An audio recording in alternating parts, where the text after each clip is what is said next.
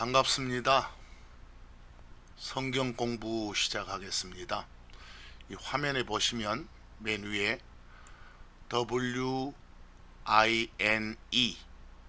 흔히 보는 영어 단어죠.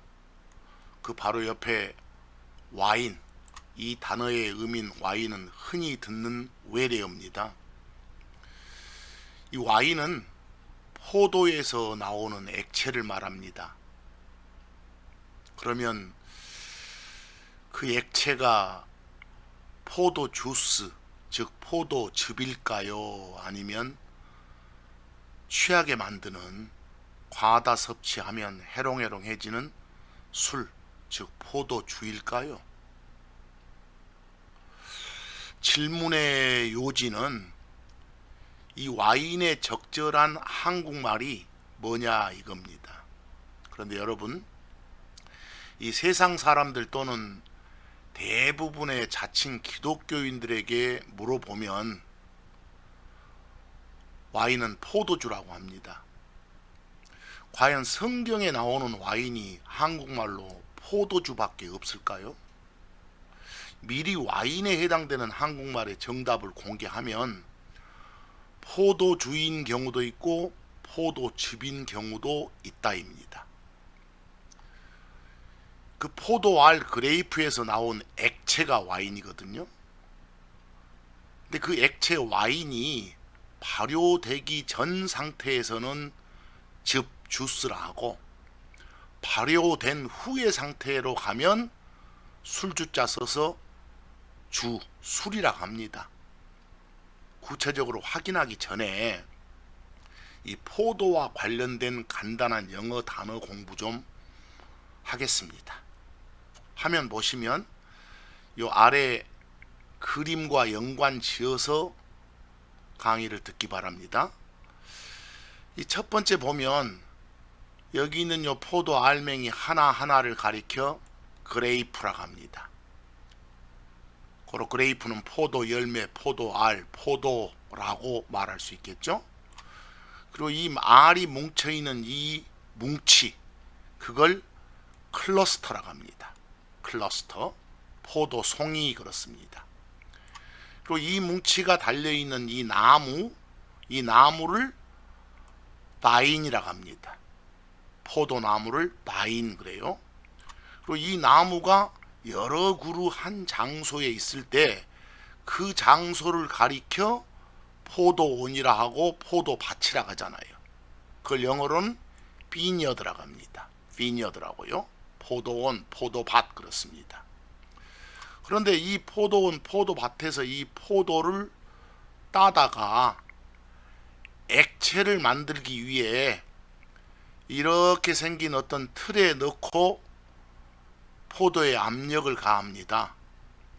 그때 와인을 만들어내기 위해서 이 포도를 넣고 압력을 가하는 이런 틀을 영어로 프레스라고 합니다. 명사로. 근데 이 프레스는 성경 보면 동사로서 압력을 가해서 눌러서 액체가 나오도록 짜내다 라는 동사로도 쓰인다는 것 알아두시기 바랍니다. 그 다음 이 포도에 압력을 가해서 나오게 된 액체, 그 액체를 뭐라고요? 와인이라고 합니다. 와인. 와인은 이미 미리 말씀드렸지만 즙일 수도 있고 주일 수도 있다는 겁니다. 발효 전이냐 후냐에 따라서요. 그리고 그 액체인 와인을 담는 이런 그릇 보이시죠? 이런 그릇들, 이런 그릇을 일컬어 보틀 또는 바틀 그럽니다. 우리말로는 뭐 병이라 할 수도 있고 부대, 포대라 할 수도 있고 주머니라 할 수도 있습니다. 그리고 이 그림 한번 참조해 보시면 여기에 요 잔이 보이고 잔 속에 액체 보이죠? 이게 바로 와인이라는 거예요. 근데 포도 이 알맹이에서 바로 즉석에서 짜낸 액체면 발효되기 전 상태니까 와인을 포도즙 그럴 것이고, 이게 발효가 된 후의 상태라면 이 와인을 포도주라고 해야 될 거다 그 말입니다. 자, 포도와 관련된 영어 단어는 이 정도 알아두시고, 이제 참고적으로 신명기 32장 14절을 보겠습니다. 신명기 32장 14절을 보면 포도에서 짜낸 액체인 와인을 가리켜 이 포도에서 나온 피라고도 표현을 합니다. 피라고도요. 여기 피란 단어 블러드 보이시죠? 그리고 포도알이란 단어 그레이프 보이고요. 그레이프에서 나온 피니까 이 와인은 포도즙에 해당되겠잖아요. 호로 킹제임스 성경으로 보니까 포도의 순수한 피를 마셨도다 이런 표현이 나와요. 근데 여기서 포도의 피 할 때 이때 포도란 단어가 알맹이 그레이프인 걸로 봐서 막 짜낸 즙이겠구나 라고 짐작을 하셔야 됩니다. 그리고 더더욱 여기에 형용사 수식어가 pure, 순수하고 깨끗하단 말이에요. 순수하고 깨끗하다는 형용사. 그러니까 어떤 발효 과정이나 부패 과정을 아직 거치지 않은 그런 와인이구나. 고로 여기서 포도의 피라고 표현된 이 와인은 포도 주스에 해당되는, 포도주가 아니라 포도즙에 해당되는 거구나 라고 알아두셔야 됩니다. 다른 영어 역본을 봐도 NIV에 blood of the grape, 포도의 피라고 표현했네요. 와인을. 그리고 NASB 같은 영어 역본은 포도의 피라고 표현하면서 그게 바로 뭐다라고, 와인이다 라고 이렇게 표기를 해놨습니다. 참고하시기 바랍니다.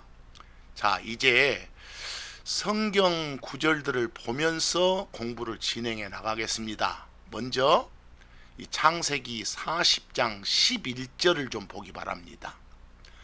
이 창세기 40장 11절을 읽어보시면 이 파라오가 나오고 어떤 신하가 왕인 파라오에게 잔을 올립니다.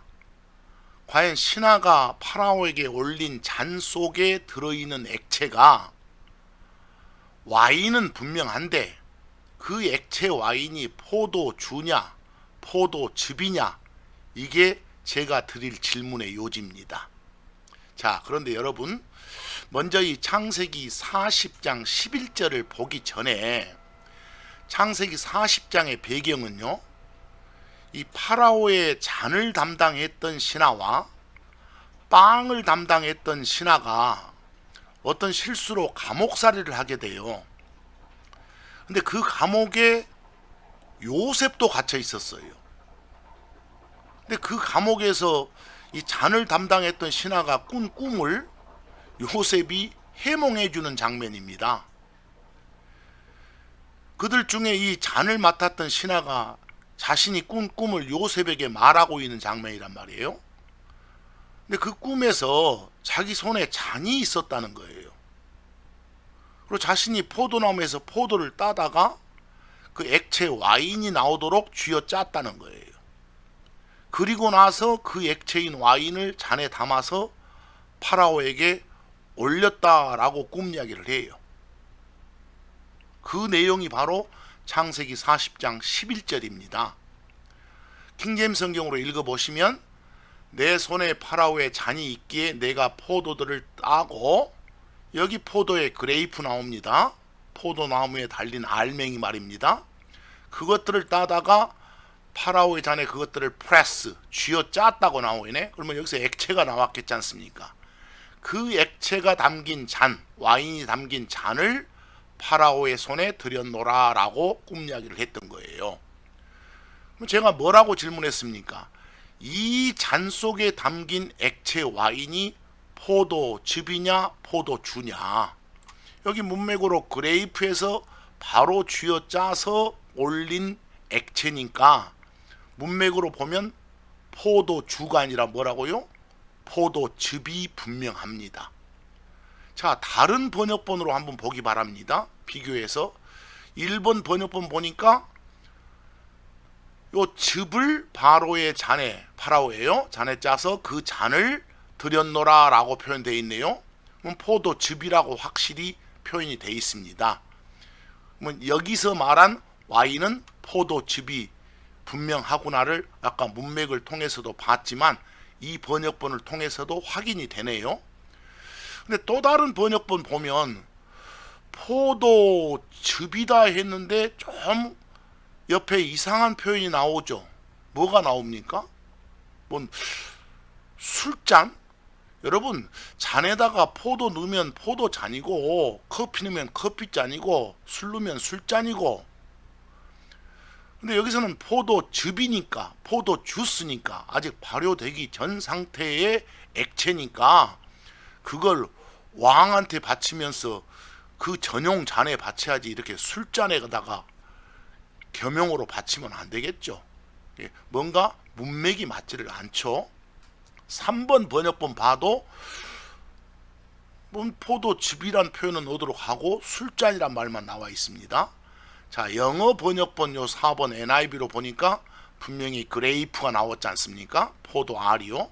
그리고 스퀴즈, 그걸 쥐어짰다는 게 나오고, 그 쥐어짠 액체가 잔 속에 들어있었을 것이고 그 잔이 파라오에게 올려졌을 거라는 것은 문맥을 통해서 알 수 있습니다. 창세기 40장 11절에 잔에 담긴 액체는 와인은 분명한데, 그 와인이 적절한 한국말로 표현하면 포도주겠다, 포도즙이겠다요. 포도즙이 맞겠다라고 결론을 내리시기 바랍니다. 자, 이제 한 구절 더 보면서 제가 질문으로 들어갑니다. 이사야서 65장 8절을 보기 바랍니다. 자, 이 절 속에서 와인이란 단어가 나와요. 질문입니다. 여기 나온 와인이 한국말로 바꾸면 포도주가 되겠냐, 포도즙이 되겠냐, 이겁니다. 자, 그런데 읽어봅니다. 주가 이같이 말하노라, 포도송이에서 새 와인을 찾았다라는 표현이 나와요. 자, 여기 이미 영어 공부한 단어 클러스터, 포도송이 나오죠. 포도 알의 뭉치요. 거기에 뭐가 있더라? 와인이 있더라 라는 표현이 나와 있어요. 여기에서 바로 나오는 액체 와인이 분명하죠. 그럼 이 와인은 한국말로 바꾸면 포도주가 아니라 뭐라고요? 포도즙일 것이 확실하다. 근데 다른 역본으로 한번 보세요. 요 비교 1번 역본 보니까 정확하게 즙이라고 되어 있네요. 바르게 되어 있습니다. 그리고 영어 역본으로 보면 즙이 나오건 주가 나오건 그 자리에 항상 영어는 뭐라고요? 와인이에요. 이게 문맥을 보고서 이 와인이 즙이겠다, 주겠다를 판가름해야 되겠죠. 근데 그 옆에 보니까 이 와인이 발견되었노라, 어디에서? 클러스터, 그 포도 송이에서 그랬어요. 포도 송이에서 바로 나온 와인이 분명하므로 포도즙이 맞겠다. 자, 그런데 다른 역본을 보니까 뭐가 좀 맞지 않죠. 포도 송이에서 바로 짜낸 액체인데 그게 이미 발효가 된 술이라고요? 뭔가 한국말 봐도 국어적으로도 논리적으로도 모순이 있는 그런 번역이 되어 있는 것 같아요. 자, 계속해서 지금 핵심은 뭡니까? 성경에 나오는 와인이 과연 포도주라고 한국말을 정해야 되느냐, 아니면 포도즙이라고 정해야 되느냐, 바로 이겁니다. 자, 이제 창세기 9장 21절하고 24절을 보시면서 역시 같은 질문에 답을 해주시기 바랍니다. 여기 나온 와인이 포도주인지 포도즙인지를 대답하시라, 이 말입니다. 자, 창세기 9장 21절과 24절을 킹제임스 성경을 가지고 한번 읽어보겠습니다. 영어 한글 혼용해서 읽습니다. 와인을 마신 뒤에 취해서 자기 장막 안에서 벌거벗은 채 있었더니 누가? 노아가. 근데 그 노아가 와인에서 깨어났다. 그리고 나서 자기의 작은 아들이 자기한테 행했던 일을 알게 됐다라고 표현되어 있어요. 여기에서 나온 와인입니다. 여러분, 문맥 보시니까 어떻습니까? 노아가 와인을 마신 뒤에 잠들었다는 사실이 나와 있어요. 또 자고 있는 중에 막내 함이 자신에게 몹쓸 짓을 했다는 걸 깨고 나서야 알았다는 사실이 기록돼 있어요. 이런 기록으로 봐서 이때 와인은 해롱해롱하게 만드는, 몸을 가누지 못하게 만드는, 즉 인사불성이 되게 만드는 그런 와인. 그렇다면 한국말로 술이죠. 그게 분명하다. 그런데 영어 번역본으로 보면 전부 WINE라고 돼 있는 거예요. 뭐 여기에 나온 WINE, 와인의 적절한 한국말은 분명히 뭐다? 술이다. 고로 포도 주라고 해야 맞다. 뭐 지금까지 봤던 여러 구절로 보니까 어쩌습니까? 와인은 때에 따라서는 포도즙, 때에 따라서는 포도주로 분리돼서 번역이 되고 있지 않습니까? 여기 이 구절을 다른 역본으로 보세요. 여기 보니까 포도주를 마시고 취해서, 또 그 포도주에서 깨어나가지고, 술에서 깨어나가지고 확실하게 나와 있네요. 번역 잘 돼 있습니다. 그 다음 두 번째 번역본도 포도주라고, 술이라고 번역 잘 돼 있습니다. 자, 세 번째는 영어 번역본이니까 어떻게 한국말로 즙이라고 되건 주라고 되건 항상 나오는 단어는 뭐라고요? 와인이라고요. 뭐 와인이 나오면 문맥을 잘 살펴서 한국말을 정하시라고요. 이제 아시겠습니까? 자, 이제 그러면 연습 한번 하겠습니다. 여러분이 실제로 화면 보시면서 답을 하셔야 됩니다. 요엘서 3장 1절과 18절에 언급된 와인이 포도주입니까? 포도즙입니까? 그걸 여러분 스스로 좀 밝혀내시면 좋겠습니다. 스스로요. 자, 이스라엘에서 평소 음료로 사용되는 와인은 다 발효가 이루어지지 않도록 잘 저장해 뒀다가 일상적으로 마시는 것으로 포도즙, 포도주스를 말합니다. 우리가 흔히 입에 담는 와인이란 단어가 적절한 한국말로 즙이냐 주냐를 지금 계속 주지시키고 있는 중입니다. 이 시간이요. 그래서 지금 연습 들어온 겁니다. 요엘서 3장 1절과 18절의 와인이 포도즙이냐 포도주냐고요. 여러분 참고로 이 요엘서 3장은요, 예수님 다시 오셔서 이스라엘을 회복시켜 주고, 다시 말해 온 땅의 저주를 거두시는 날이 온다고 성경 말합니다. 그날이 오면, 일명 이 천년왕국 때가 되면 이스라엘 그 지역은 말 그대로 젖과 꿀이 흐르는 땅이 된다는 내용이거든요. 그러니까 여러 산에 있는 포도나무들에는 이 풍작으로 해서 포도가 워낙 많이 열려서 이 수확의 손길이 미쳐 닿기도 전에 나무에 달린 상태의 포도송이에서 와인이 뚝뚝 떨어지는 그런 상황이 될 것이다 라고 지금 기록이 돼 있어요. 또 기록을 보시면 여러 산들이 막 젖을 흘린다고 나와요. 여러 산지에서 키우는 소나 양들도 일손이 부족해서 미처 짜지 못한 젖들이 넘칠 것이다 이 말이에요. 또 유다의 모든 강에 막 물이 흐른다고 나오거든요. 강에 물이 풍족하게 흐르는데 이건 하나님께서 늦은 비, 이른 비를 충분히 내려주시기 때문에 이 물 부족함이 그때가 되면 없을 것이다, 그런 내용이에요. 이스라엘이 회복되는 그날이 오면, 주님 다시 오시는 그날이 오면 이 말이에요. 자, 읽어보세요. 킹제임스 성경으로. 보라, 그날들 곧 내가 유다와 예루살렘의 포로된 자들을 다시 데려올 그때, 그날이 되면 산들이 새 와인을 떨어뜨릴 것이다 라고 나왔어요. 또 작은 산들이 젖을 흘릴 것이다 라고 나와 있고, 유다의 모든 강에 물이 흘러 넘칠 것이다 라고 나와 있단 말입니다. 여기에 산들이 와인을 떨어뜨린다. 아까 제가 뭘 하겠습니까? 여러 산에 있는 포도나무들에서 이 풍작으로 인해서 포도가 워낙 많이 열리니까 미처 딸 틈도 없이 그 포도송이 거기서 그냥 액체가 줄줄 흘러나오는 거예요.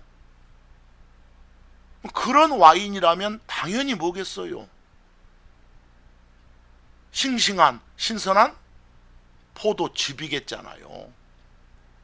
뭐 이때 와인은 포도즙이 맞아요. 자, 다른 번역본들로 한번 살펴보겠습니다. 요 1번 한글 다른 번역본 보니까 산마다 포도즙이 흐른다고 나와 있네요. 번역 잘 돼 있어요. 근데 다른 한글 번역본들 보니까 거의 대부분이 또 뭐라고 나와 있습니까? 포도주라고 돼 있지 않습니까? 여러분, 산에서 직접 포도 송이에서 줄줄 흘러나오는 액체인데, 그 와인인데 그걸 즙이라 해야지 주라 하면 이 산들이라고 뒤에 포도주하고 앞뒤 국어적으로 또 문제가 있지 않습니까? 논리적으로 맞지 않는 말 아닙니까? 요 7번 다른 영어 NIV로 봐도 그날이 되면 in that day the mountains 여러 산들이 will drip 떨어뜨릴 것이다. 무엇을요? 와인을. 산에 있는 나무에서 직접 와인이 떨어진 거니까 이때 와인은 당연히 뭐가 될 거라고요? 포도즙이 될 거라 이 말씀입니다. 아시겠습니까? 자, 이왕 시작한 짐에 또 연습 한번 더 하겠습니다. 신명기 16장 13절에 나오는 와인이 포도주입니까? 포도즙입니까? 자, 여러분 참고로 유대인들의 명절들 중에서요, 장막절이라고 불리는 게 있어요. 혹자는 초막절 그래요. 또는 수장절이라고도 불러요. 이 명절은 그의 수확물을 다 수확해서 창고에 저장한 뒤에 기념하는 명절이에요. 그 명절 전에 곡식 타작해서 알곡을 창고에 저장하고 또 포도나무에서 따낸 포도 알맹이도 이 즙 짜는 틀에 넣고 즙을 만들어서 발효되지 않도록 저장고에 잘 보관해 둔 뒤에 지키는 명절이에요. 이때 저장고에 저장해 둔 와인은 다음 수확 때까지 일상 음료로 사용되는 그런 와인이에요. 그러니까 발효가 안 되도록 저장을 잘 해두어야 되는 거예요. 그런 와인이라면 포도주가 아니라 포도즙이어야 돼요. 그리고 들이나 산에서 바로 포도주를 거둬들일 수는 없잖아요. 거기서 나오는 건 포도송이, 포도알인데요. 포도알을 수확한 뒤에 포도즙 짜는 틀로 즙을 짜낸 다음에 그 즙을 저장고에 보관하는 거예요. 근데 보관이 잘못되거나 아니면 저장고에 넣지 않고 그냥 그대로 놔두면 일정 기간이 나서 발효가 되면 포도주 술이 되는 것이고요. 자, 이런 배경 지식을 가지고 신명기 16장 13절을 킹제임스 성경으로 읽어보시면서 답을 한번 해보세요. 너는 네 곡식과 와인을 거둬들인 뒤에 이래 동안 장막절을 지키라고 돼 있어요. 이때 와인은 뭐라고요? 이미 설명드린 대로 이 와인은 즙이라는 거예요. 자, 다른 역본으로 한번 보세요. 비교 1번 역본 보니까 여러분은 모든 곡식을 다져가고 포도즙을 짜서 포도즙이라고 확실히 돼 있네요. 장막절이란 명절 지내기 전에 그 다음 1년 동안을 이렇게 충분히 먹고 지낼 어떤 음료에 해당되는 그런 포도즙, 날마다 술 먹고 해롱거릴 수는 없으니까요. 그럼 발효가 되기 전 상태인 포도즙을 잘 발효가 되지 않도록 저장해준 뒤에 초막절, 장막절, 이 수장절을 기념한다는 거예요. 고로 다른 역본들처럼 거기에 와인을 포도주라고 하면 앞뒤 문맥이 맞지 않는 거다 이 말입니다. 아시겠습니까?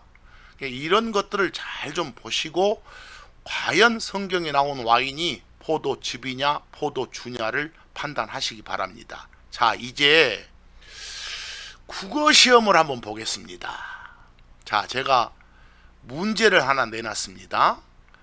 자, 여기 문제 보니까 1번에 포도즙, 2번에 포도주라고 돼 있어요. 이 중에 하나를 선택하라 그 말입니다.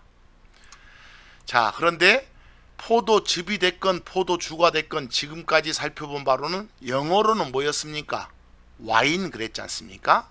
자, 그래서 이제 이 자리에 편의상 와인이란 말을 넣어서 읽고 시험을 보겠습니다.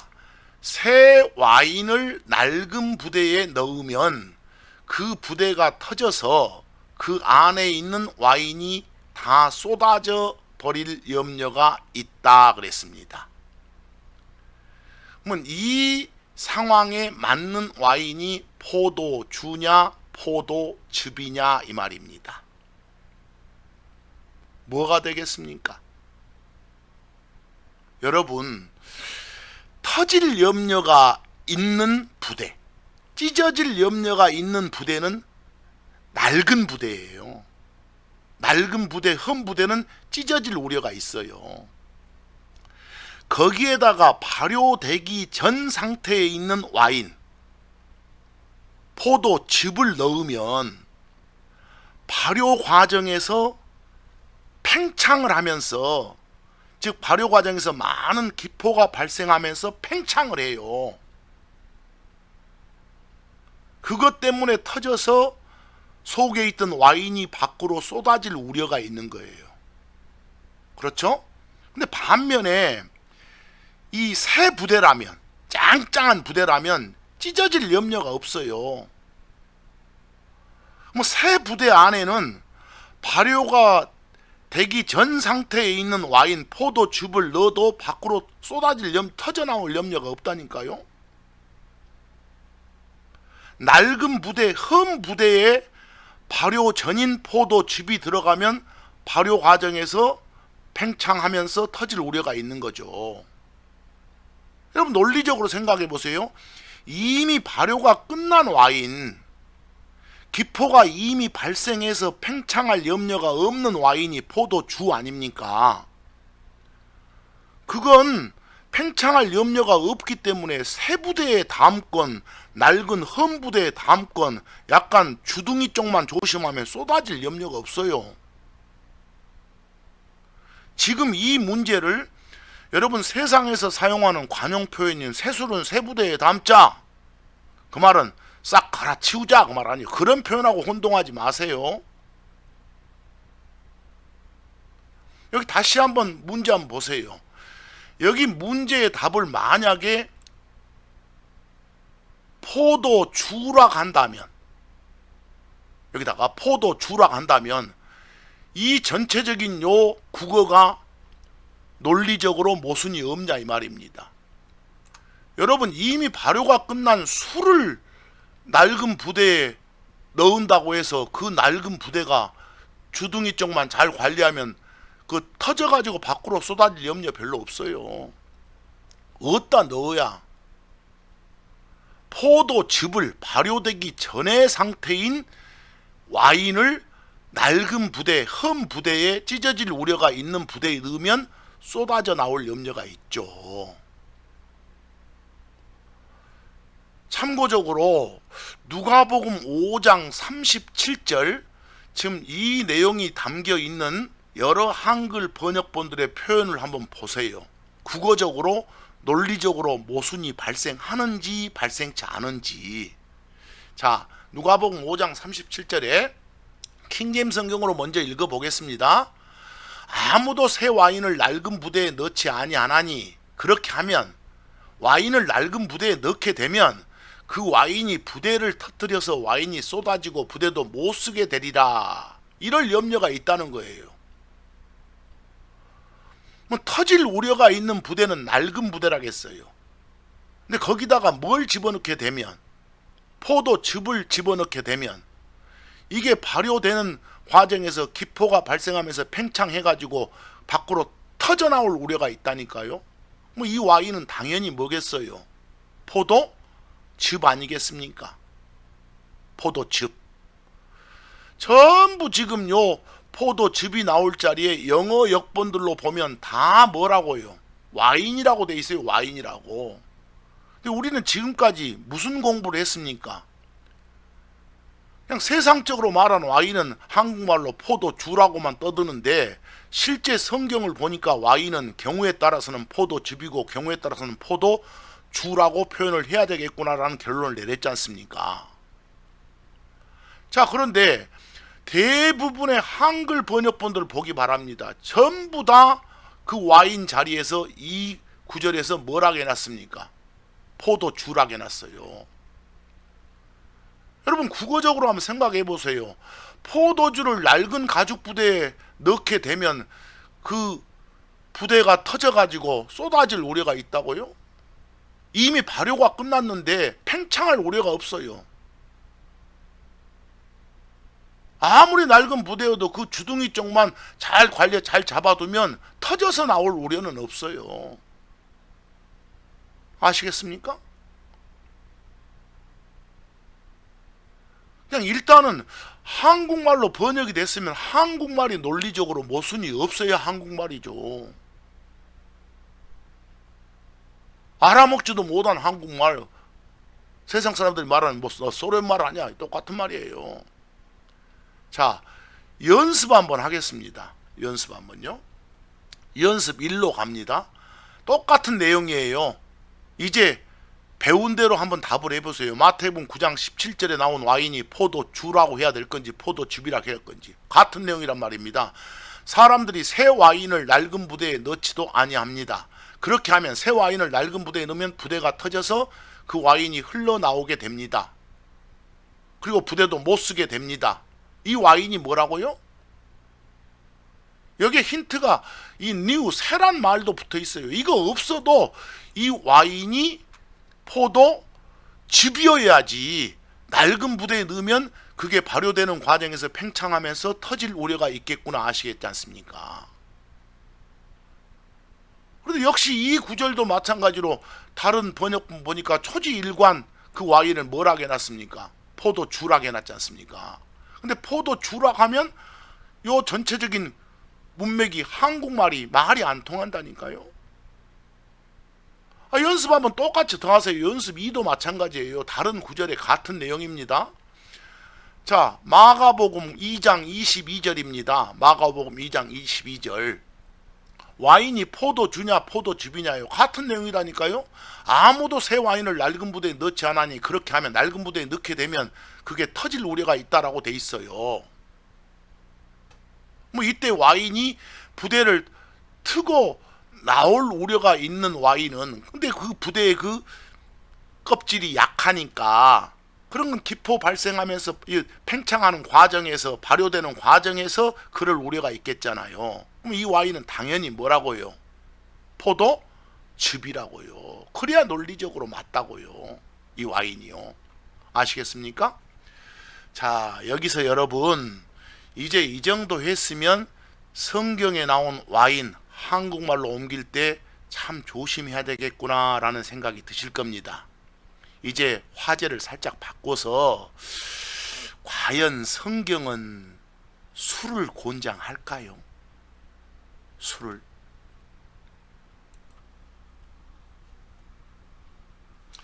자, 여기 잠언 31장 4절에서 5절 말씀을 먼저 좀 살펴보겠습니다. 이 내용 보면 엄마가 아들에게 주는 잠언입니다. 이 내용에서 와인 마시는 게 이 왕한테, 통치자한테는 합당하지 않다고 합니다. 2번이나 반복해서 그런 말을 하거든요. 자, 킹제임스 성경을 한번 보겠습니다. 오 르무에라, 와인을 마시는 것은 왕들에게 합당하지 아니하고 왕들에게 합당하지 아니하며 2번이나 반복하죠. 근데 그 다음에 바로 이어서 독주라는 표현이 독한 술이란 표현이 나온 걸로 봐서 요 흐름상 꺾임이 없으니까 여기는 와인은 포도즙이 아니라 뭐겠다? 술에 해당되는 포도주겠다 하는 건 금방 알 수 있습니다.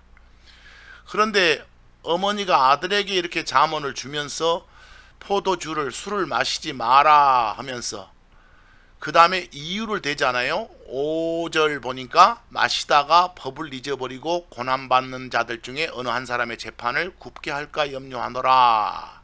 이런 말이 쭉 나옵니다. 그럼 결국은 이 해롱해롱하게 만드는 와인이란 말이죠. 결과적으로 판단력을 흐리게 하는 그런 와인을 섭취하지 말라는 거네요.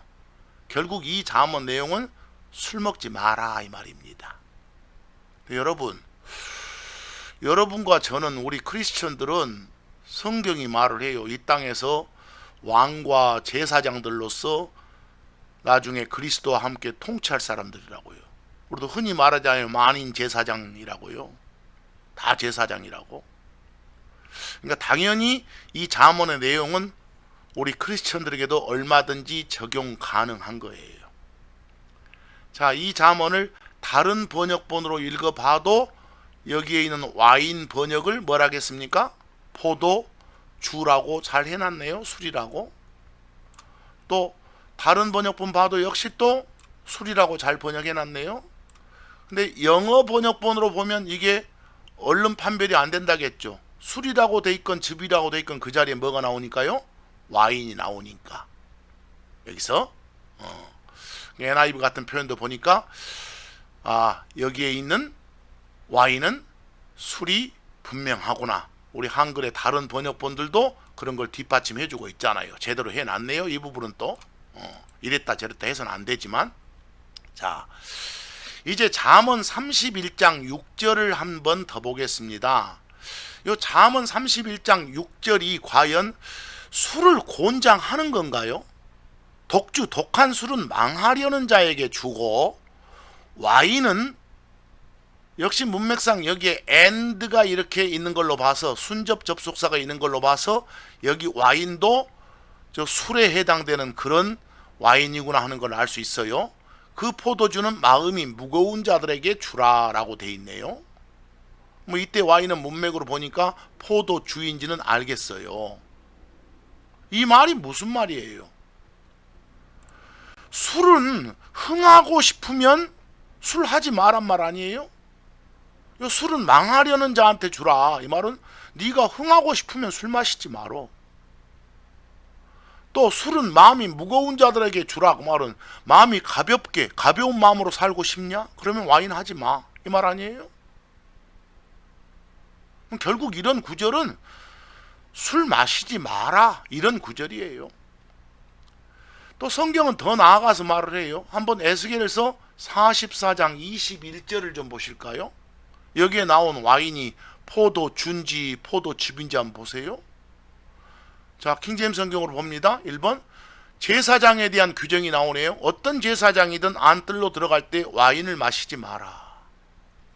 이 와인이 일상 음료로서 유대인들이 일상 음료로 마시는 포도즙으로서 와인이라면 일상 음료 마셔도 마시지 마라 하면 되겠어요?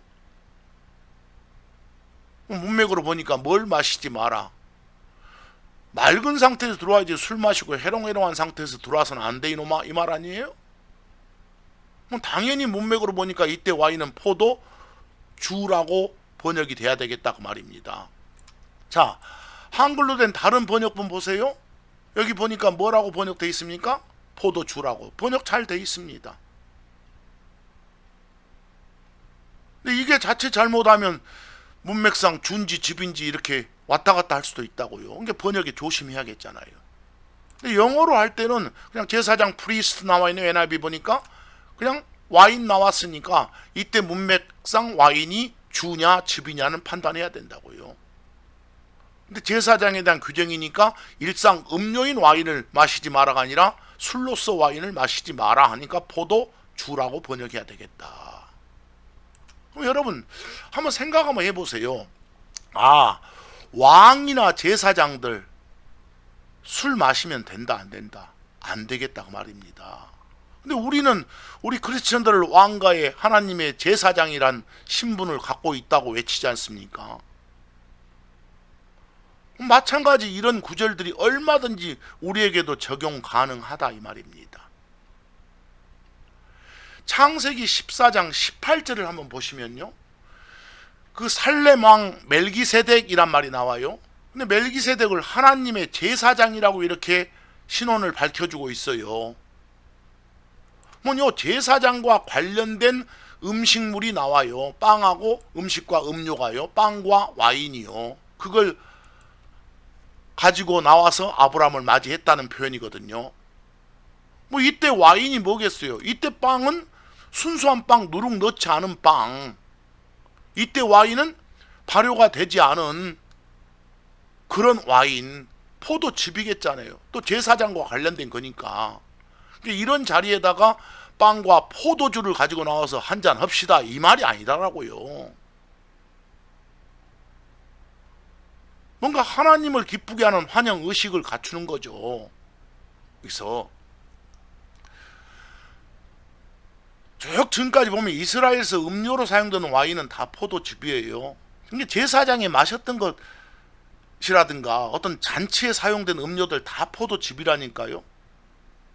여기서 하나님의 제사장인 이 살레망 멜기세덱이 아브라함에 가져온 것 역시도 뭐라고요? 포도즙이다라고 얼마든지 이렇게 표현해 볼 수 있겠잖아요. 여러분 한마디 보세요. 잠언 20장 1절 보면 이 와인에 대한 평가가 어떤가 보세요. 와인은 조롱하게 만드는 것이라겠네요. 독주, 술은 날뛰게 하는 거라겠네요. 누구든지 그것들로 와인이나 독주로 말미암아 속는 자는 지혜롭지 아니하니라 그랬어요. 지혜롭지 않다고 말은 바보다 그 말이에요. 근데 와인이나 독주로 말미암아 속는 자니까 와인이나 독주는 속이는 거예요.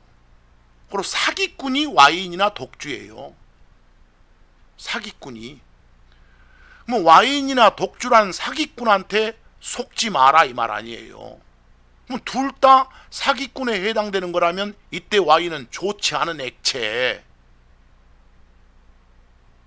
포도주죠. 그러니까 이놈들한테 사기당하는 사람은 바보다라고 돼 있는 거예요, 이 말이.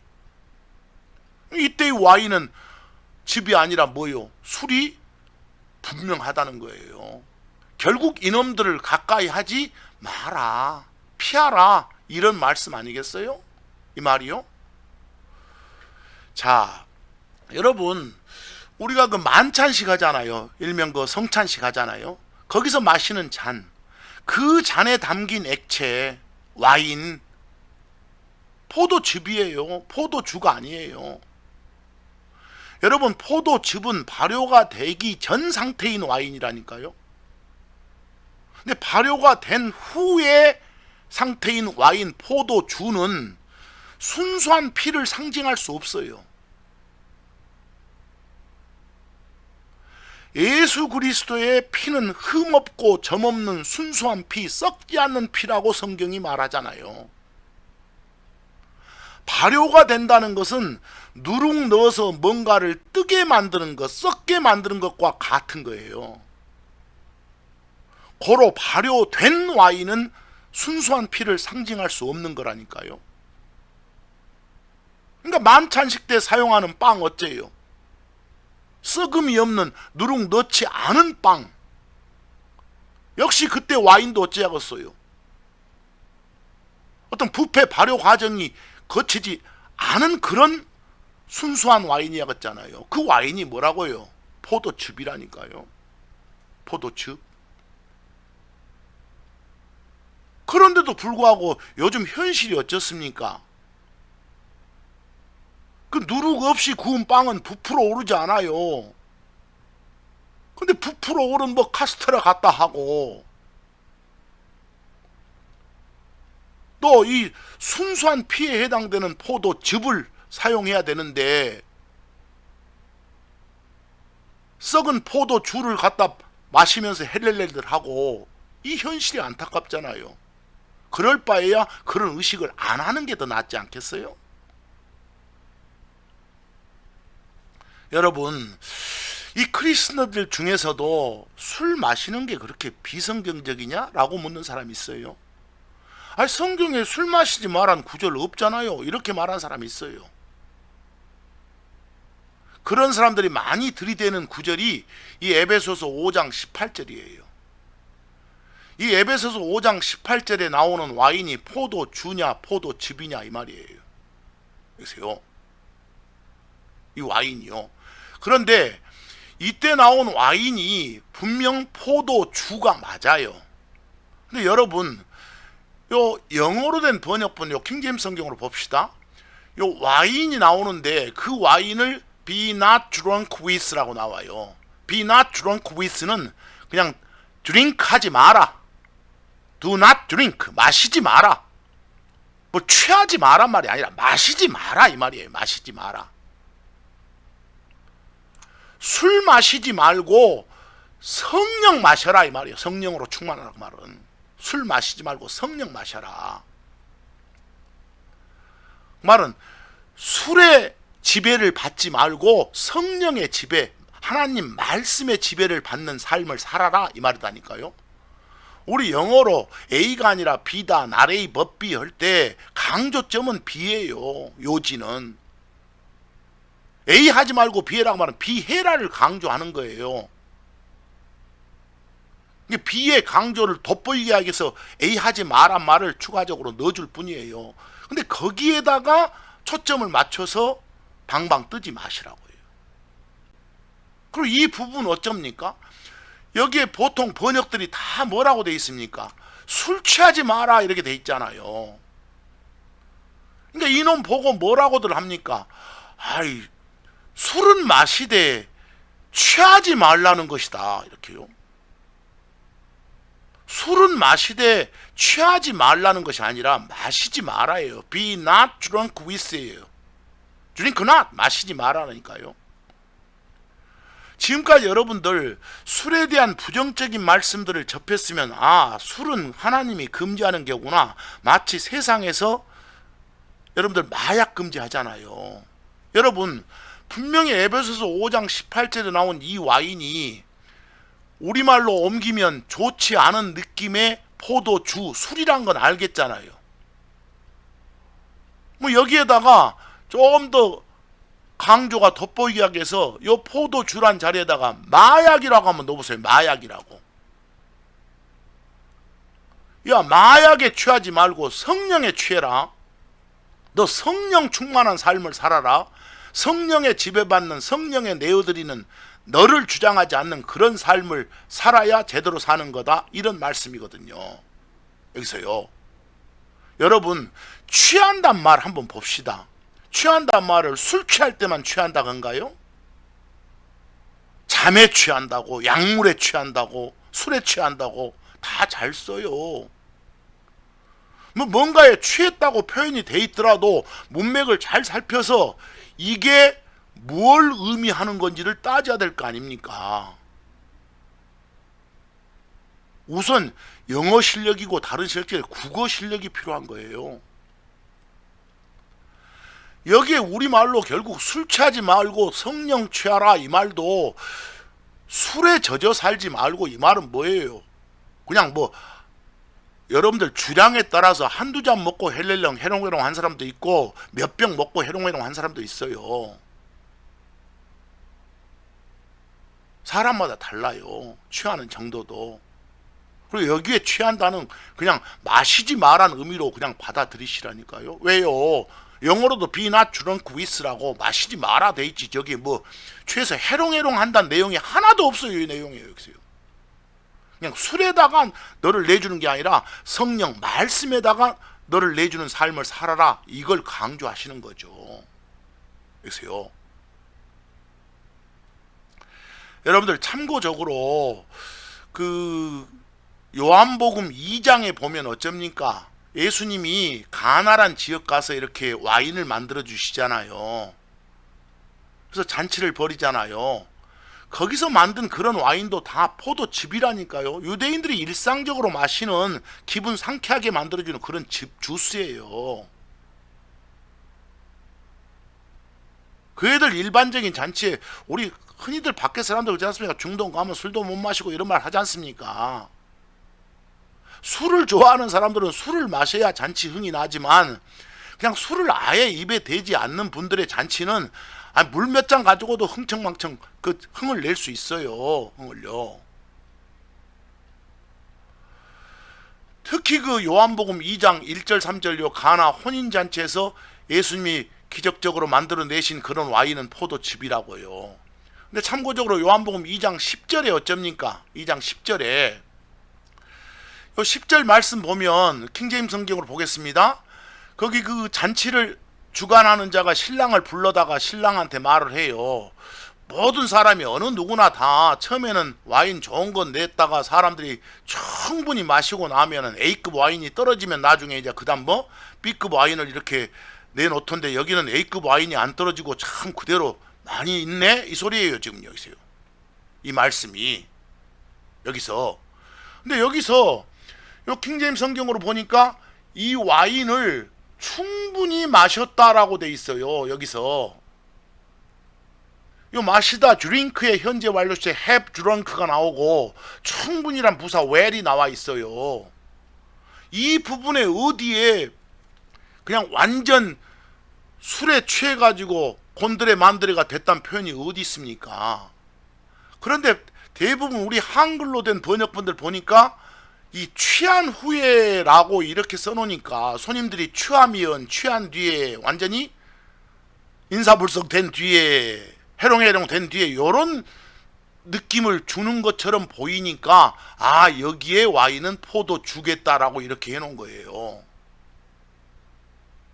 근데 영어로 보면 그냥 요 NIV 같은 걸 봐도 와인이라고만 돼 있고, 여기에 have had 마셨다, too much 많이 마셨다, to drink 마실 것을 그랬어요. 그냥 마셨다는 표현만 나와요.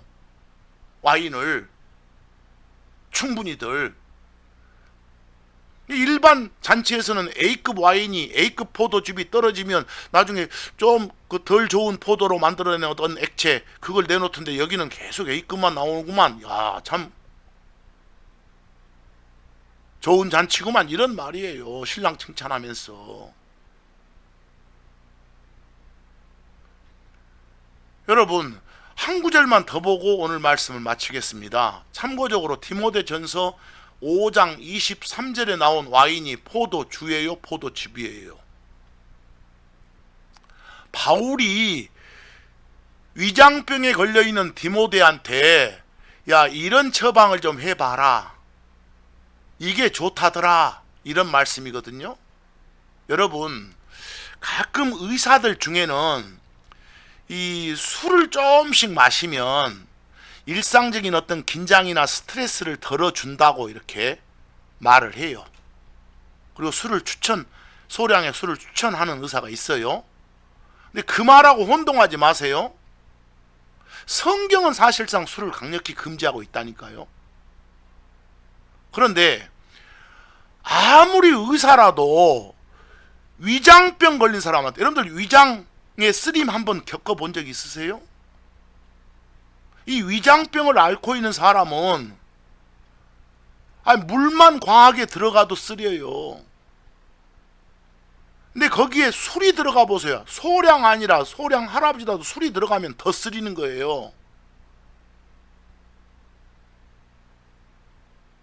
속쓰림의 경험이 있는 분들은 아실 거예요. 뭐 여기서는 지금 디모데가 위장병에 걸려 있는 상태란 말입니다. 뭐 위장병 환자를 위해서 바울이 권장하는 그런 처방이 뭐예요? 야, 내가 들으니까 이 포도즙을, 아주 싱싱하고 신선한 그런 포도즙을 좀씩 이렇게 마시면 좀 덜 쓰리다더라, 이 말 아니겠어요? 그걸 좀 써봐라고요.